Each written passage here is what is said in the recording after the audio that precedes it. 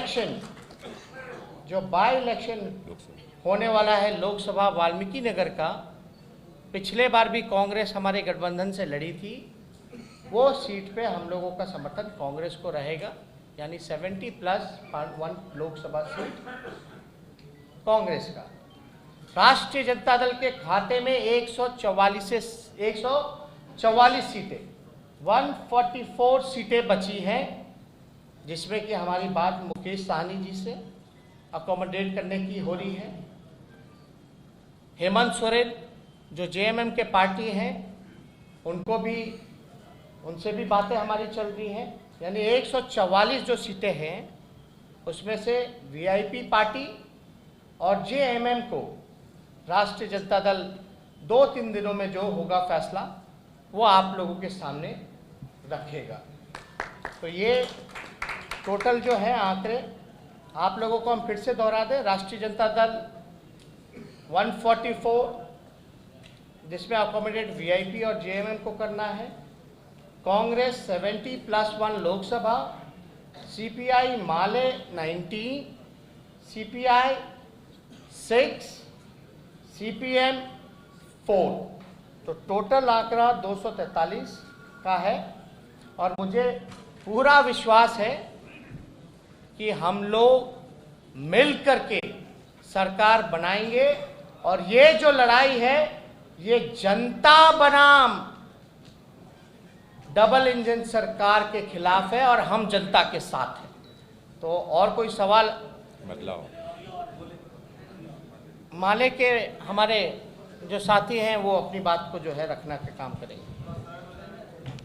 इस press conference में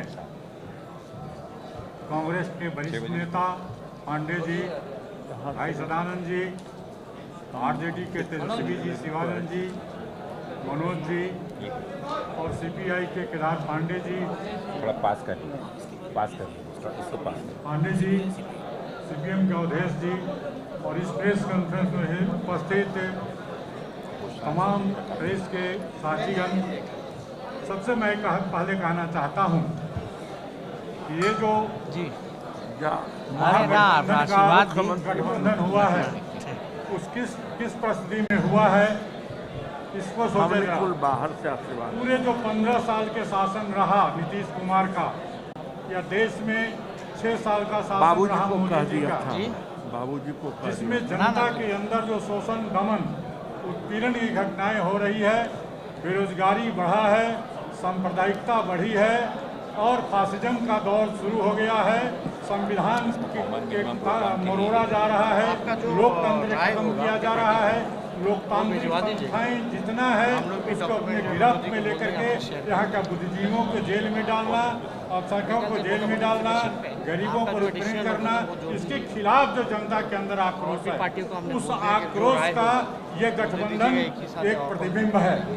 उस आक्रोश का खिलाफ एक प्रतिबिंब है।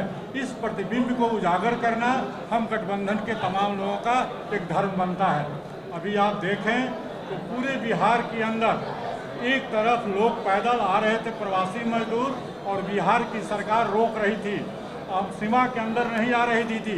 कितना कठोर यह सरकार है, कितना संविधान विरोधी यह सरकार है कि जिसका घर है उसको घर में आने की इजाज़त नहीं दे रही है। और ये सरकार इस तरह से प्रवासी मजदूरों को भूखे मरने के लिए छोड़ दिया, बिना दवा के छोड़ दिया। आज कोरोना काल में तमाम जो चिकित्सक संस्थाएं हैं वो सारे के सारे फेल हैं और एक प्राइवेट हॉस्पिटल में 4 लाख 5 लाख इलाज है। किस गरीब की ताकत है जो वहां जा करके कोरोना का इलाज करा सकता है? यहाँ टेस्ट भी बहुत कम हो रहा है, यहाँ जांच भी बहुत कम हो रहा है, रिपोर्ट नहीं आ रही है, लोग ऐसे भी मर रहे हैं घर में, और कोरोना सेंटर में तमाम चीज़ें का ये हो रहा है। इसलिए आप देखेंगे यहाँ का कोरोना काल में लोगों की जान की परवाह नहीं करना, बाढ़ से बिहार तबाह है, उनकी सुरक्षा नहीं करना, उनकी मदद नहीं करना, और इस परिस्थिति में चुनाव हो रहा है। मित्रों, यहाँ की शिक्षा संस्थाएं बर्बाद हो गई है।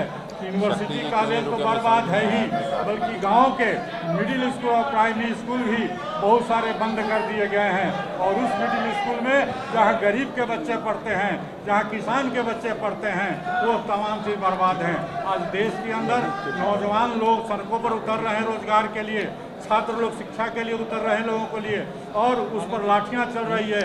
किसान के बारे में कहे कि 3 बिल जो आया है किसान के गुलाम बनाने की तरफ जा रहा है, इनके तमाम चीज़ों को बर्बाद करने की तरफ जा रहा है, उसकी लड़ाई चल उस पर लाठी चल रही है।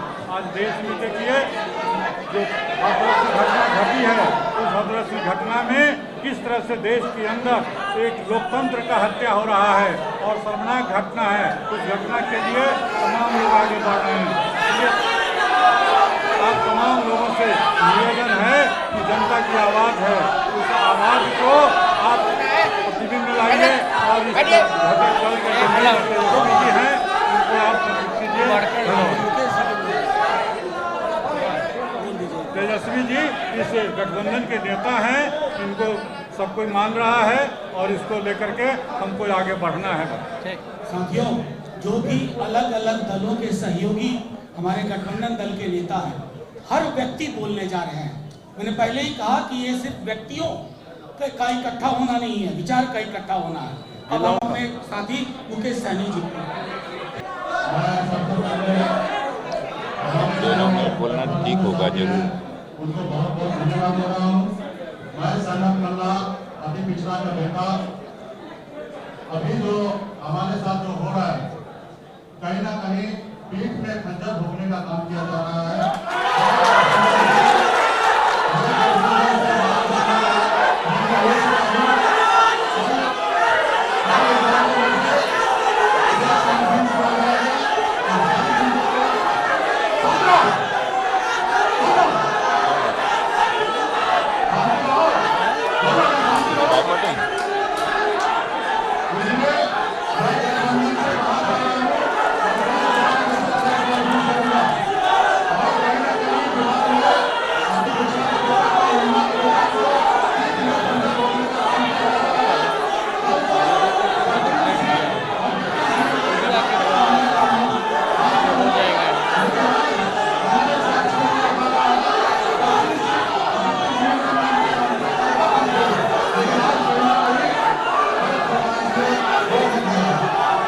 ABP न्यूज़ आपको रखे आगे।